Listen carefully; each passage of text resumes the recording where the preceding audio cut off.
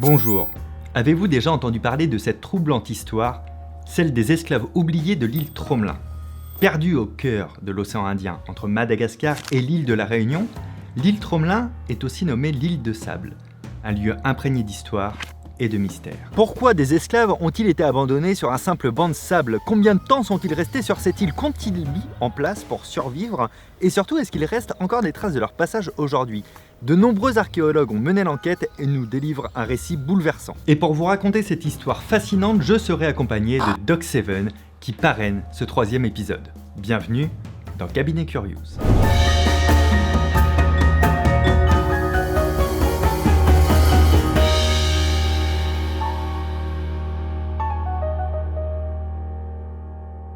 Nous sommes en 1760, le navigateur français Jean de Lafargue est missionné par la Compagnie des Indes orientales pour ravitailler les colonies françaises de l'océan Indien. Il prend le large à partir de Bayonne à bord d'un navire nommé l'Utile. Il joint un deuxième navire nommé l'Agréable, d'où l'expression « joindre l'utile à l'agréable ».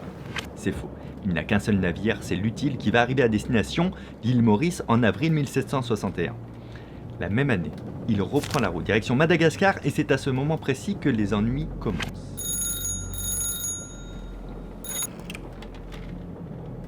À bord de ce bateau se trouvent 142 marins, mais aussi 160 esclaves malgaches enfermés dans la cale. Faut savoir à l'époque que la traite négrière est interdite par le gouverneur de l'île Maurice pour ne pas avoir à nourrir des bouches supplémentaires alors qu'ils sont en pleine famine. Le capitaine et ses matelots cachent donc les esclaves dans la soute dans le but de les revendre en douce sur l'île Maurice. Et pour prendre encore moins de risques, le capitaine fait un très gros détour vers le nord pour éviter les contrôles. Manque de peau, pendant ce détour, tard dans la soirée du 31 juillet 1761, le navire se fracasse sur le récif corallien qui entoure une toute petite île de 1 km², l'île de Tromelin.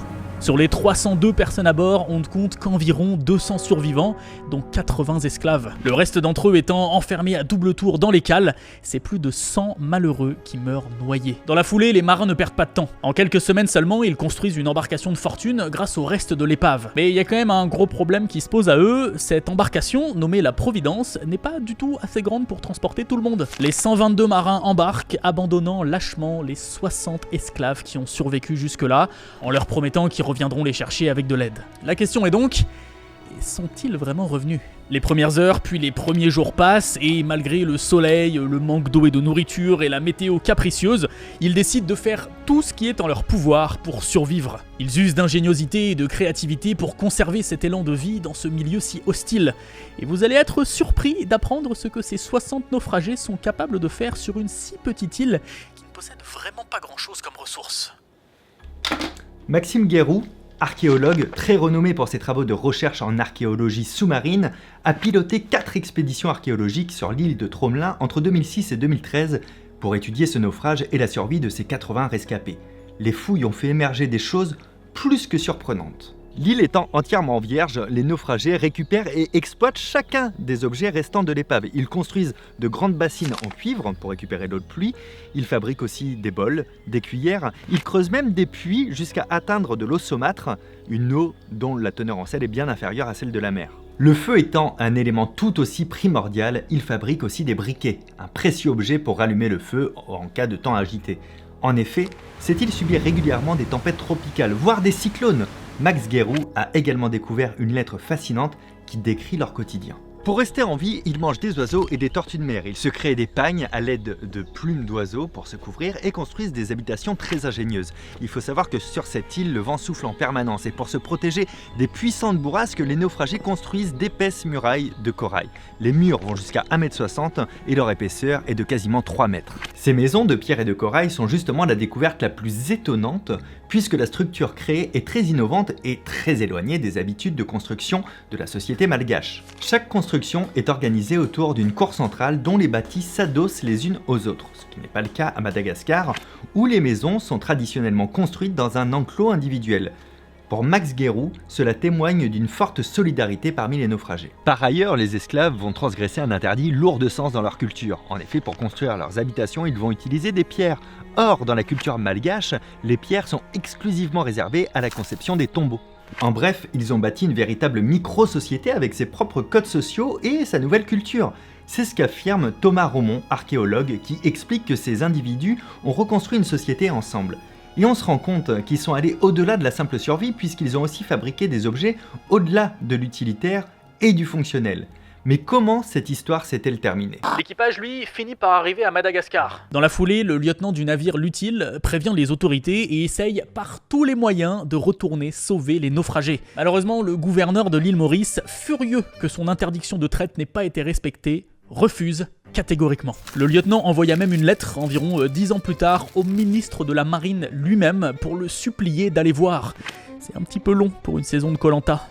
Et pourtant, une lueur d'espoir pointe le bout de son nez lorsque les naufragés voient arriver un navire envoyé spécialement pour les secourir, nommé la Sauterelle. Le bateau jette l'ancre et envoie 2 marins sur un petit canot pour aller chercher les esclaves. Plan qui tombe malheureusement à l'eau puisque le canot se fracasse contre les coraux. L'un des marins rejoint la Sauterelle à la nage, tandis que l'autre, sûrement moins bon nageur, je sais pas trop, se retrouve coincé sur l'île. Entre-temps, les récifs ont coupé le câble de l'ancre de la Sauterelle qui doit alors rentrer à l'île de France, c'est l'ancien nom de la Réunion, en laissant une personne de plus sur l'île de Tromelin. Le matelot, abandonné par ses compagnons, reste bloqué là pendant des mois et arrive à construire un radeau de fortune avec lequel il quitte l'île accompagné de 3 hommes et 3 femmes.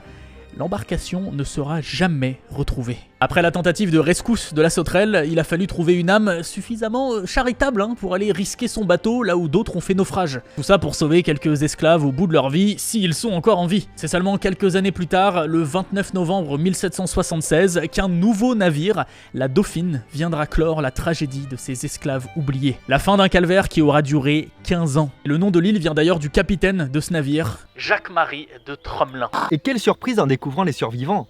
Enfin, je devrais dire les survivantes. En effet, les 8 personnes vivant là-bas sont 7 femmes et un bébé de 8 mois. Au final, ce seront une 50aine de personnes qui auront perdu la vie là-bas. Selon les archéologues, les personnes sont mortes de faim ou de soif peu après le naufrage. Et pour les autres, selon le témoignage des 7 femmes, un groupe de 18 naufragés aurait tenté de prendre la mer à bord d'un radeau de fortune qui n'a probablement jamais touché terre.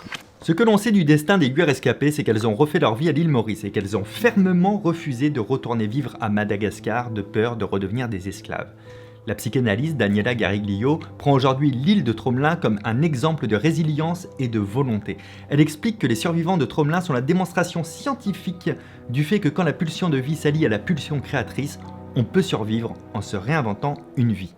Max Guérou dit d'ailleurs que cette tragédie est sans doute l'illustration la plus extrême, la plus révoltante de l'horreur qu'ont été la traite négrière et l'esclavage. Mais l'ingéniosité et la farouche volonté de vivre des naufragés sont aussi un triomphe sur la barbarie de leurs bourreaux. Dites-moi quel sujet vous rêveriez de voir dans Cabinet Curious, vous me le dites dans l'espace commentaire et j'irai faire mon marché à l'intérieur. Merci beaucoup à Doc7 d'avoir parrainé cette chaîne il y a quelques années déjà et aujourd'hui ce 3e épisode du Cabinet Curious. Je vous mets un lien vers sa chaîne dans la description, je vous invite à le découvrir, il y a énormément de vidéos sur plein de sujets très curieux. Si vous ne connaissez pas également mon magazine qui s'appelle Curious, qui existe maintenant depuis 14 ou 15 numéros, c'est un magazine papier mensuel de plus de 52 pages, on est passé bientôt là à 62 pages, je vous invite à regarder le lien également qu'il y a dans la description, c'est un magazine qui assouvit la curiosité du cerveau.